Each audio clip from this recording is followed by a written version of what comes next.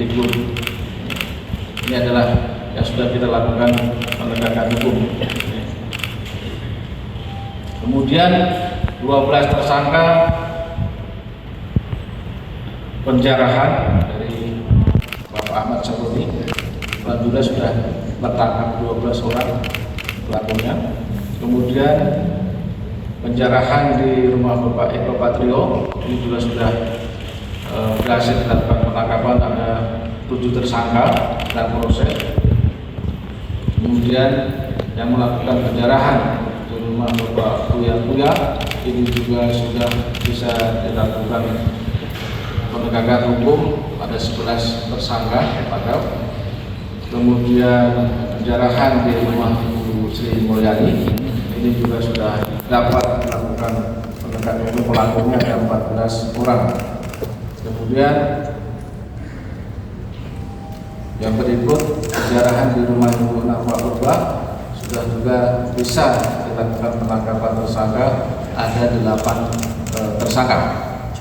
Jadi kedatangan saya ke Polres Jakarta Timur karena tadi ada laporan dari security di kompleks saya bahwa tadi ada seseorang terduga pelaku yang diamankan di dekat rumah saya dan dibawa ke sini. Terus habis itu tadi saya ngecek, ternyata ada seorang terduga pelaku, seorang ibu-ibu udah umurnya lebih tua dari saya.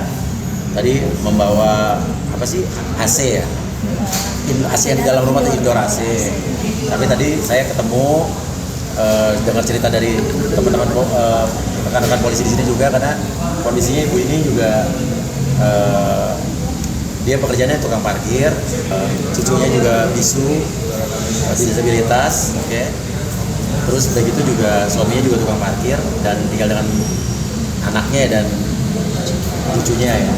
Dan tadi saya memutuskan, saya mengambil inisiatif untuk saya yang mengajukan restoratif justice.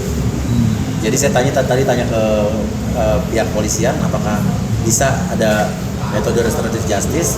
Dia bilang bisa, antara yang mengajukan terduga pelaku atau saya sebagai korban. Tapi saya langsung sebagai korban, saya yang mengajukan dulu dan untuk ibu ini saya akan restoratif justice sehingga ini tidak dibawa ke tiap tahap berikutnya. Jadi nggak usah sampai ke pengadilan ya. Saya bilang udah ikhlas. Tadi ibu itu juga tadi cerita dia nggak maksud apa-apa, cuma datang mau dengar ada lihat rumah saya, terus ketemu ada di depan pintu ada AC tergeletak, diambil gitu.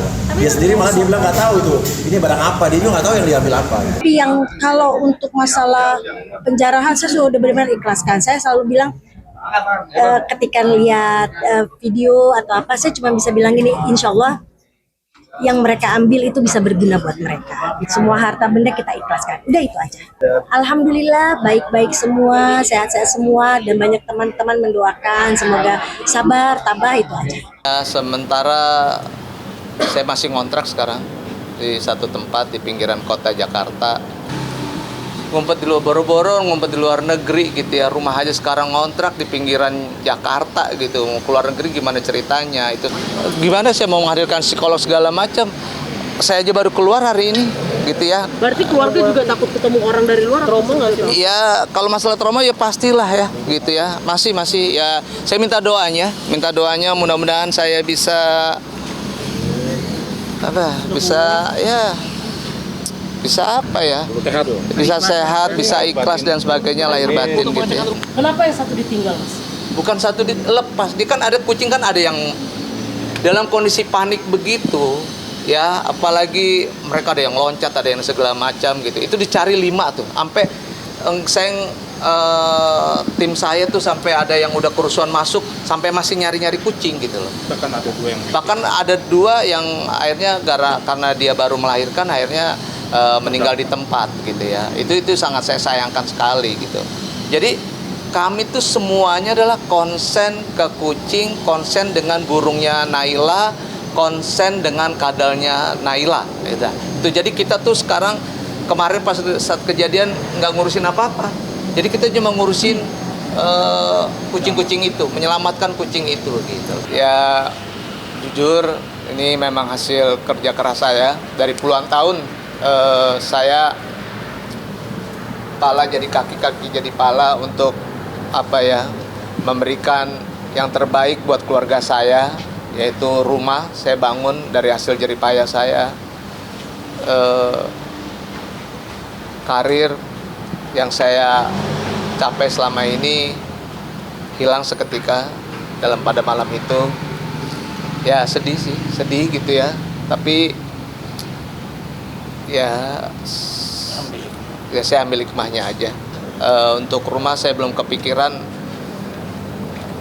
Mudah-mudahan ntar ada rezeki saya mau benerin rumah saya. Menyesal tidak Mas? Ya kalau tanya orang rumah yang dibangun udah ngumpulin uang seperak, 2 perak, 3 perak, terus ya tiba-tiba hilang seketika, ya pasti ada rasa kecewa. Dan ya sudahlah, pokoknya yang sekarang saya udah bisa ngambil hikmahnya aja gitu ya, dan saya sudah memaafkannya buat teman-teman semuanya. Sekarang biarlah kepolisian berproses, dan saya kasih sehat, keluarga kasih sehat, kasih selamat ya. Ya, terima kasih Bapak. Oke ya. Terima kasih ya semuanya. Saya dong sini Mas. Ya, saya maafin semuanya. Ya. Terima kasih ya.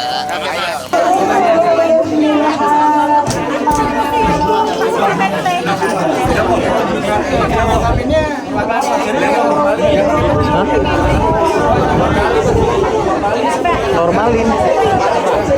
Oh, formalin.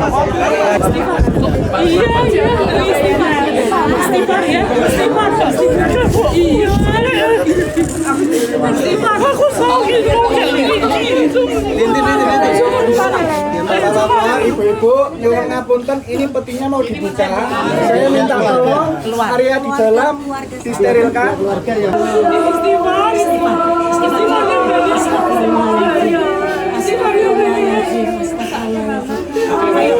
Mending kita berdoa.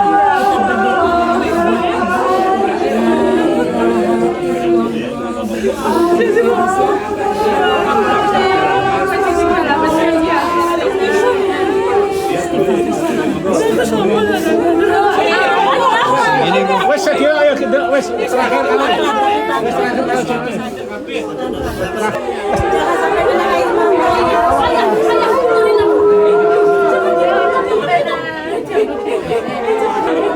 Ibu-ibu kita doakan ya.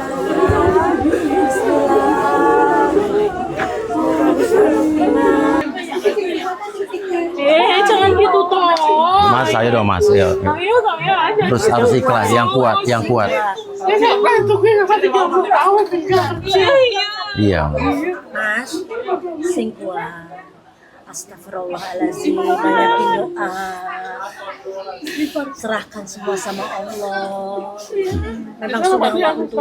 Iya aku. Jangan gitu. Enggak kasih lagi waktu.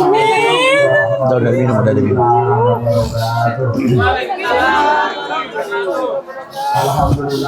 Ya. Sudah 30 tahun ya. Iya tuh 30 tahun. 30 tahun di sana berarti. Nggak pernah ketemu Masnya. Nggak pernah ketemu. Iya.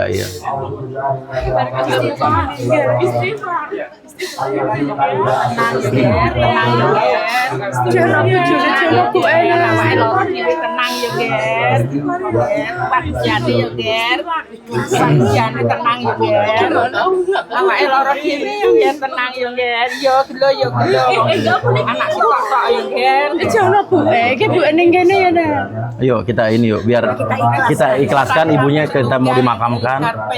Yuk, ayo. Yang bisa ibu dimakamkan di tempat. Ibunya lahir di mana waktu itu? Iya, yuk ibunya bisa dimakamkan di tempat kelahirannya. Ya, alhamdulillah yuk. Iya, sama-sama yuk. Yuk, ayo. Sama-sama ibu. Sama-sama ibu. Ya Pak, ya Allah bersama nanam ya Pak. Masih banyak ibu. Ayo kita dulu. Kita operasi. Terima kasih ya Bu. Terima kasih ya Bu. Terima kasih banyak ya Bu. Sama-sama ibu. Terima kasih. Makasih. Anak bu enak, itu nama Mas Naim. Harus kuat Mas, harus kuat. Ayo, harus kuat. Ayo, harus kuat. Ikhlaskan. Biar ibunya nanti nggak berat.